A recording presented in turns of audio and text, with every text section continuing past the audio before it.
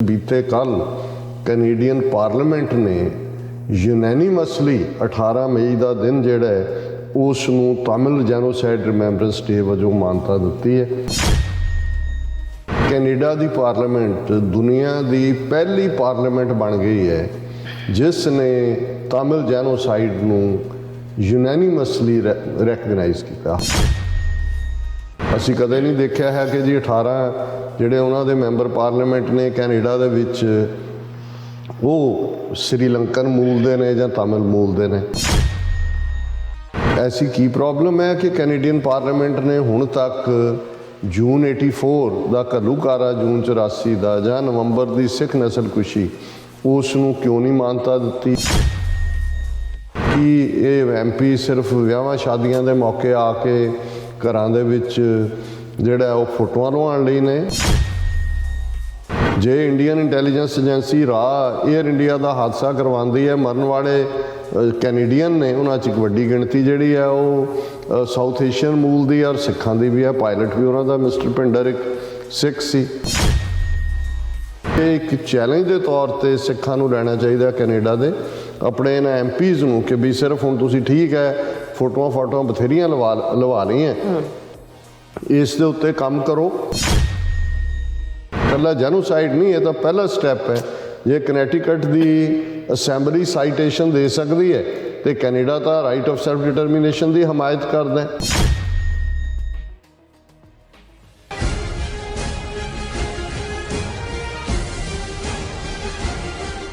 दर्शकों ब्रेक बाद तुहाडा सब दा भरपूर स्वागत है। व्यूअर्स गलबात करांगे कि बीते कल कैनेडियन पार्लीमेंट ने 18 मई का दिन तमिल जैनोसाइड मैंबरस डे वजों मंजूर किया है जिसका असी वैलकम करते हैं। और की कारण है कि कैनेडियन पार्लीमेंट में जो 17-18 सिख मैंबर पार्लीमेंट होने के बावजूद अजे तक जून 84 घल्लूघारा या नवंबर 84 सिख नस्लकुशी नूं मानता क्यों नहीं दी गई। सो इस बारे आपां गलबात करन जा रहे हैं। सो असीं चाहांगे कि तुसीं इसी तरह बने रहना।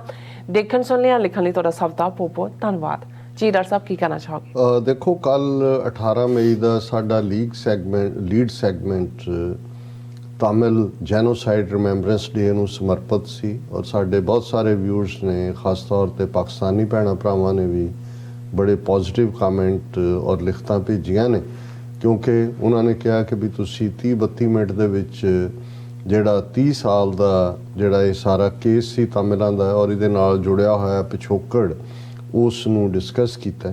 ਪਰ ਜਦੋਂ ਕੱਲ ਮੈਂ ਡਿਸਕਸ ਵੀ ਕੀਤਾ ਮੈਨੂੰ ਅੱਜ ਤੱਕ ਵੀ ਨਹੀਂ ਸੀ ਪਤਾ ਕਿ ਇਨਫੈਕਟ ਹਾਲਾਂ ਅਸੀਂ ਕੱਲ ਦੇ ਪ੍ਰੋਗਰਾਮ 'ਚ ਜਗਮੀਤ ਸਿੰਘ ਜਿਹੜੇ NDP ਦੇ ਲੀਡਰ ਨੇ ਪਾਰਲੀਮੈਂਟ 'ਚ ਉਹਨਾਂ ਦੀ ਜਿਹੜੀ ਟਵੀਟ ਸੀ ਉਹਨਾਂ ਦਾ ਜਿਸ 'ਚ ਉਹਨਾਂ ਨੇ ਤਮਿਲ ਭਰਾਵਾਂ ਭੈਣਾਂ ਦੇ ਨਾਲ ਸੋਲੀਡੈਰਿਟੀ ਦਾ ਇਜ਼ਹਾਰ ਕੀਤਾ ਸੀ ਔਰ ਉਹਨਾਂ ਨੇ ਕਿਹਾ ਸੀ ਵੀ ਅਸੀਂ ਆਰਾਮ ਨਾਲ ਨਹੀਂ ਬੈਠਾਂਗੇ ਜਦੋਂ ਤੱਕ ਅਕਾਊਂਟੇਬਿਲਿਟੀ ਨਹੀਂ ਹੁੰਦੀ। ਉਹਨੂੰ ਅਸੀਂ ਸ਼ੇਅਰ ਕੀਤਾ ਸੀ ਪਰ ਮੈਨੂੰ ਅੱਜ ਤੱਕ ਇਸ ਗੱਲ ਦਾ ਪਤਾ ਨਹੀਂ ਸੀ ਕਿ ਇਨਫੈਕਟ ਬੀਤੇ ਕੱਲ ਕੈਨੇਡੀਅਨ ਪਾਰਲੀਮੈਂਟ ਨੇ यूनैनिमसली 18 मई का दिन जिहड़ा है उस नूं तमिल जैनोसाइड रिमैंबरेंस डे वजों मानता दी है। और हर साल 18 मई का दिन जिहड़ा है ये तमिल जैनोसाइड रिमैंबरेंस डे वजों मनाया जाया करेगा। और इस तरीके नाल कैनेडा की पार्लीमेंट दुनिया की पहली पार्लीमेंट बन गई है जिसने तमिल जैनोसाइड नूं यूनैनिमसली रैकगनाइज किया। हालांकि भारत दे विच एक वड्डा सूबा जिथों 45 मैंबर पार्लीमेंट जाते हैं तमिलनाडु है। उन्हां दीयां धिरां हमेशा दिल्ली दीयां अड्ड पार्टियां दे नाल अलायंस हुंदा है उन्हां दा।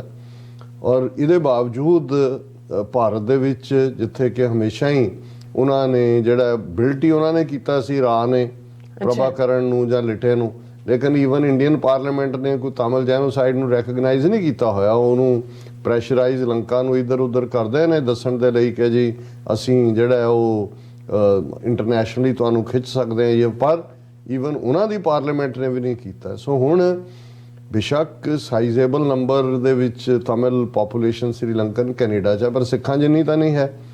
ਅਸੀਂ ਕਦੇ ਨਹੀਂ ਦੇਖਿਆ ਹੈ ਕਿ ਜੀ 18 ਜਿਹੜੇ ਉਹਨਾਂ ਦੇ ਮੈਂਬਰ ਪਾਰਲੀਮੈਂਟ ਨੇ ਕੈਨੇਡਾ ਦੇ ਵਿੱਚ ਉਹ श्रीलंकन मूल ਦੇ ਨੇ ਜਾਂ तमिल मूल ਦੇ ਨੇ।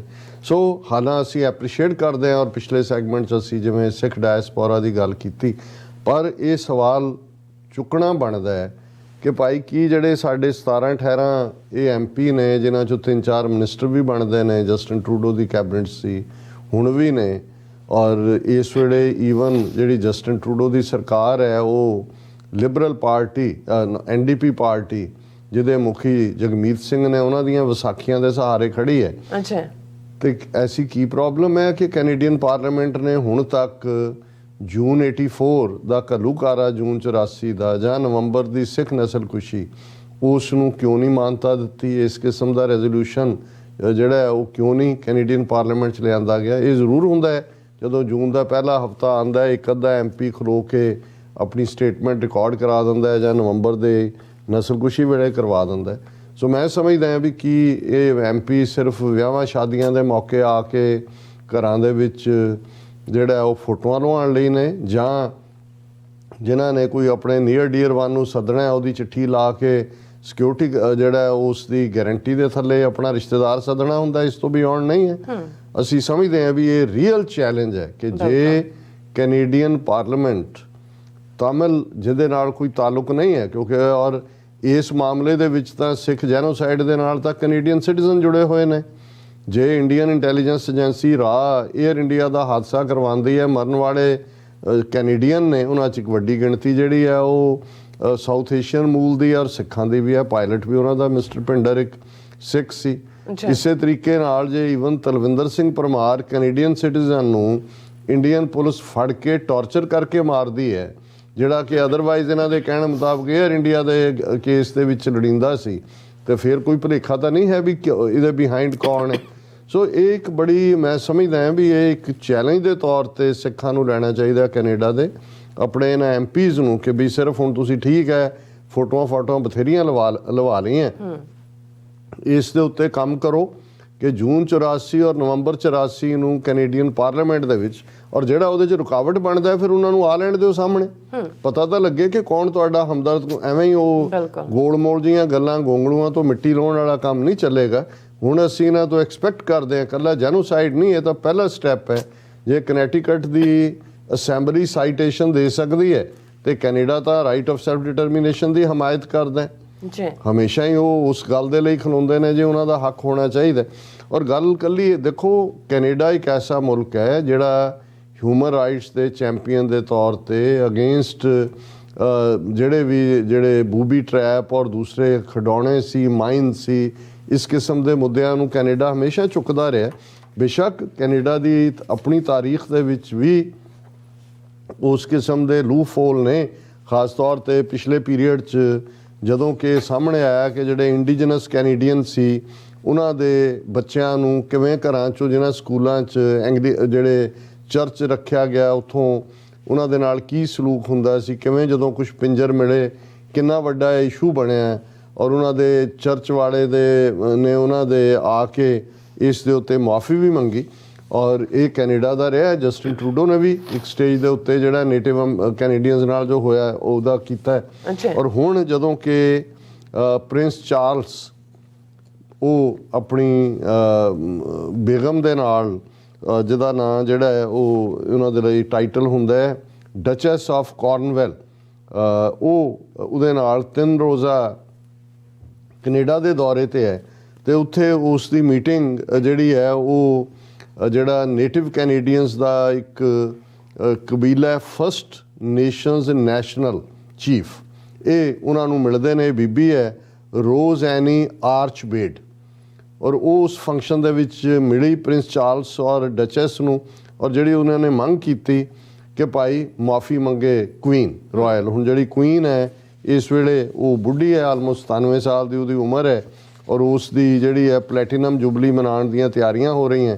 ਔਰ ਇਸ ਗੱਲ ਦਾ ਧਿਆਨ ਰਹੇ ਵੀ ਕੈਨੇਡਾ ਔਰ ਆਸਟ੍ਰੇਲੀਆ ਦੋਨੋਂ ਹੀ ਅਜੇ ਵੀ ਬ੍ਰਿਟਿਸ਼ ਡੋਮੀਨੀਅਨ ਵਾਲੀਆਂ ਸਟੇਟਸ ਨੇ। ਕੈਨੇਡਾ ਦੇ ਡਾਲਰਸ ਦੇ ਉੱਤੇ ਰਾਣੀ ਦੀ ਫੋਟੋ ਹੁੰਦੀ ਹੈ, ਆਸਟ੍ਰੇਲੀਆ 'ਚ ਵੀ ਇਵੇਂ ਹੀ ਹੁੰਦੀ ਹੈ। ਹੁਣ ਇਹ ਨੇਟਿਵ ਜਿਹੜਾ ਟਰਾਈਬ ਹੈ ਉਸ ਦੀ ਫਸਟ ਨੇਸ਼ਨਸ ਨੈਸ਼ਨਲ ਚੀਫ ਇਹ ਕਹਿੰਦੀ ਹੈ, ਉਹ ਪੂਰੀ ਉਹਨੇ ਪ੍ਰਿੰਸ ਨੂੰ ਮਿਲੀ ਔਰ ਉਹਨੇ ਕਿਹਾ ਕਿ ਵੀ ਮਿਸਿਸ ਆਰਚ, ਉਹਦਾ ਨਾਂ ਹੈ ਬੀਬੀ ਦਾ, arch ਬਾਲਡ appealed directly to Prince Charles for an apology on behalf of the Queen during a reception in capital Ottawa attended by indigenous leaders, Prime Minister Justin Trudeau and others। ਹੁਣ prime minister ਵੀ ਬੈਠਾ ਹੈ, ਉਹਨਾਂ ਦੇ ਜਿਹੜੇ ਬਾਕੀ ਕਬੀਲੇ ਨੇ ਉਹਨਾਂ ਦੇ ਹੈੱਡ ਵੀ ਬੈਠੇ ਨੇ, ਔਰ ਉਸ ਦੇ ਵਿੱਚ ਇਹ ਖਲੋ ਕੇ ਉਹਨੂੰ ਪ੍ਰਿੰਸ ਚਾਰਲਸ ਨੂੰ ਕਹਿੰਦੇ ਵੀ ਆਪਣੀ ਮਾਂ ਨੂੰ ਕਹਿ ਦੇ ਕੁਈਨ ਨੂੰ ਕਿ ਜੋ ਤੁਸੀਂ ਸਾਡੇ ਨਾਲ ਇੱਥੇ ਕੀਤਾ ਹੈ, ਜੋ ਸਾਡੇ ਬੱਚਿਆਂ ਦੇ ਨਾਲ ਕੀਤਾ ਹੈ। ਉਹਨੇ ਕਿਹਾ I asked for an apology from his mother the queen the head of Anglican church for whatever happened in the institutions of assimilation and genocide। ਹੁਣ ਕਿਉਂਕਿ ਜਿਹੜੀ ਕੁਈਨ ਹੈ ਉਹ ਐਂਗਲੀਕਨ ਚਰਚ ਦੇ ਵੀ ਹੈੱਡ ਹੈ, ਤੇ ਕਿਉਂਕਿ ਇਹ ਚਰਚ ਰਿਲੇਟਡ ਸਕੂਲਾਂ ਦੇ ਵਿੱਚ ਹੋਇਆ, ਔਰ ਇਸ ਲਈ ਉਹਨੇ ਕਿਹਾ ਕਿ ਵੀ as a head of the church ਉਹ ਮਾਫੀ ਮੰਗੇ। ਔਰ I also asked for an apology for the failures of the crown in that relationship that we have with them in our treaty relationship with them। ਕਿ ਵੀ ਨਾਲੇ ਇਹ ਵੀ ਮਾਫੀ ਮੰਗੋ ਤੁਸੀਂ ਸਾਡੇ ਨਾਲ ਸੰਧੀਆਂ ਕੀ ਕੀਤੀਆਂ ਤੇ ਤੁਸੀਂ ਕਿਵੇਂ ਧੋਖੇ ਕੀਤੇ। ਔਰ ਉਹਦੇ ਤੇ ਜਿਹੜਾ ਚਾਰਲਸ ਨੇ ਕਿਹਾ ਜੀ ਆਈ ਐਕਨੋਲੇਜ, ਉਹ ਸੁਣਦਾ ਰਿਹਾ ਧਿਆਨ ਨਾਲ, ਮੈਂ ਮੰਨਦਾ, ਪਰ ਉਹਨੇ ਅਪੋਲੋਜੀ ਲਫ਼ਜ਼ ਤੋਂ ਉਹਨਾਂ ਨੇ ਕੁਈਨ ਤੋਂ ਹੀ ਅਪੋਲੋਜੀ ਮੰਗੀ ਹੈ। ਔਰ ਉਹਨਾਂ ਨੇ ਇਹ ਕਿਹਾ ਜੀ ਕਿ my message is of listening, learning and reflecting, ਕਿ ਇਹ ਪਰ ਮੈਂ ਐਕਨੋਲੇਜ ਕਰਦਾ ਹਾਂ ਕਿ ਜੋ ਵੀ ਇਹ ਹੋਇਆ। ਔਰ ਇਹ ਸਾਰਾ ਜਿਹੜਾ ਪਾਰਟ ਸੀ ਕਿ ਵੀ ਜਦੋਂ ਅਸੀਂ ਪਿਛਲੇ ਪੀਰੀਅਡ 'ਚ ਦੇਖਿਆ ਕਿ ਕਿਵੇਂ ਜਿਹੜੇ ਨੇ ਉਹਨਾਂ ਦੇ ਬਾਡੀ ਸਕੈਲਟਨ ਬੱਚਿਆਂ ਦੇ ਮਿਲੇ ਪਿਛਲੇ ਸਾਲ, ਦਾ discovery of evidence of human remains at former church run schools last year triggered a national reckoning over Canada's legacy of residential schools where indigenous children had been forcibly relocated for the decades। ਵੀ ਉਹਨਾਂ ਦਾ genocide, ਉਹਨਾਂ ਦਾ ਸਭ ਕੁਝ ਬਦਲਣਾ। ਸੋ ਅਸੀਂ ਸਮਝਦੇ ਹਾਂ ਵੀ Canada ਦੇ ਵਿੱਚ ਇਸ ਵੇਲੇ ਇੱਕ ਫਿਜ਼ਾ ਹੈ, ਜੇ ਤਾਮਿਲ ਜੈਨੋਸਾਈਡ ਰਿਮੈਂਬਰੈਂਸ ਡੇ ਯੂਨੈਨਿਮਸਲੀ ਰੈਕਗਨਾਈਜ਼ ਹੋ ਰਿਹਾ ਹੈ। ਉਹਨਾਂ ਦਾ ਨੇਟਿਵ ਟਰਾਈਬ ਚਾਰਲਸ ਪ੍ਰਿੰਸ ਔਰ ਡਚੈਸ ਨੂੰ ਕਨਫਰੰਟ ਕਰ ਰਹੇ ਹੈ, ਉਹਨਾਂ ਦਾ ਕਬੀਲਾ ਕਿ ਮਾਫੀ ਮੰਗੇ ਰਾਣੀ। ਸੋ ਮੈਂ ਸਮਝਦਾ ਵੀ ਦਿਸ ਇਜ਼ ਦਾ ਟਾਈਮ।